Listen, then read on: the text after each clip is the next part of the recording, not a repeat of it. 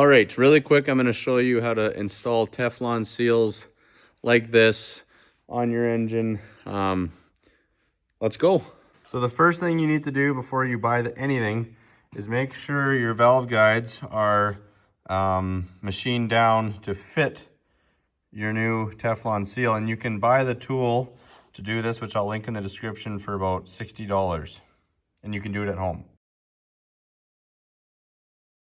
The next step is take a die grinder or something and deburr the top of the valve, as it might be mushroomed a little bit, and that will rip the Teflon. So just smooth that out with a die grinder or like a floppy disk.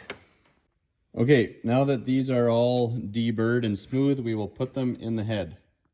Okay, so the next step is you are going to stretch these out a little bit, or else you will never get them on.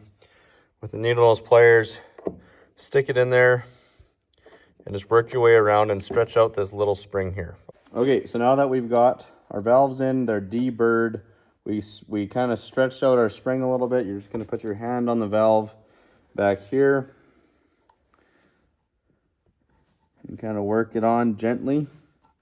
When you get it to this stage, you're going to check, is there any white fraying?